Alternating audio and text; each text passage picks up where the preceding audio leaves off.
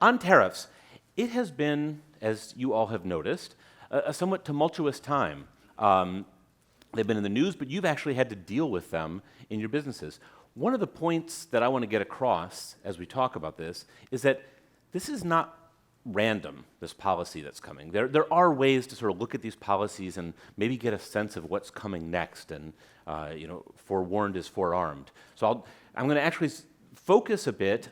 There's a lot we could talk about on trade and tariffs. Focus on the big one. Focus on relations between the US and China. And because that's where we've seen the most prominent tariffs, and it's sort of the most active front on the trade war. Not the only one, but the most active front. Even with China, it's not a complete novelty that we have tariffs. We've had tariffs on them for a long time. If you were dealing in goods where there were anti-dumping duties, where there were countervailing duties, we had tariffs. But this is qualitatively different. What we had an investigation that started in the fall of 2017. It concluded in the spring of 2018, and it gave a pretext for venting a lot of angst that had built up. And I describe it as venting angst. That's not usually what you do with a legal investigation, is vent angst. But this is what had happened, is we had US-China trade tensions as a major source of both sort of political and economic concern for at least a decade up till now. And it was a major topic of discussion in the 2016 election. And President Trump had promised to do something about it. Now, I say do something about it. What is it? What were the actual concerns? Now, I am an academic at heart, but that's not a purely academic question. What I would suggest is understanding the background of this, where this came from, actually gives us some serious insight into how likely is this to meet a quick resolution. And I'm going to argue not terribly likely. Sorry about that. But we can understand why. So the point that I wanted to get across here is, although the actual investigation that launched this was on intellectual property practices, on accusations of forced technology transfer and other practices by the Chinese government, what we have seen in the negotiations that ensued were a lot of other issues that were drawn into this, whether this was currency practices, arguments about sort of manipulating the currency. What is the bilateral trade balance? What about state-owned enterprises? What do state-owned enterprises do? And then, very importantly, I'll sort of tack on at the end, national security considerations.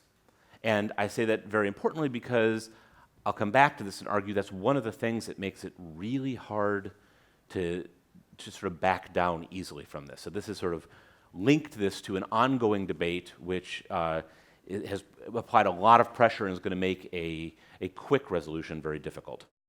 Ulrik, what did you see with clients and how people were hit by tariffs? What we tried to do was to basically classify actions clients could take into 5 different buckets. And we've seen clients kind of being all over those 5 different buckets. So the first one is the one you suggested, business as usual. Trying to swallow it, trying to not do much and hope that it would go over. That, of course, with the increase in tariffs was not a very good strategy, but who would know at the time.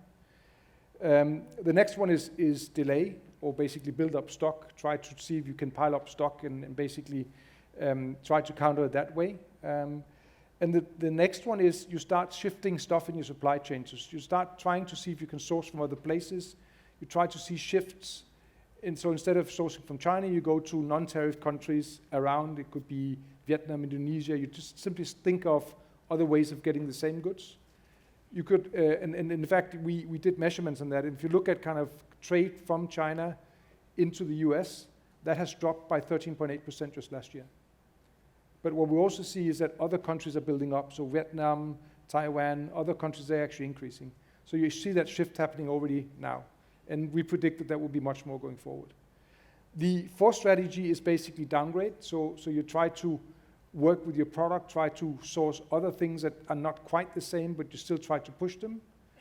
And the last one is basically cease business, right? So we have example of companies that live off very thin margins. They simply had to give up because 10, 20%, it was just simply eroding all their margins. So they had to shut down. So those are 5 different things that we see companies doing out there. And I think many of them are doing multiple things, and a lot of strategies change over time as this situation gets more and more hardened, and you don't see basically light at the end of the tunnel. So things are certainly changing.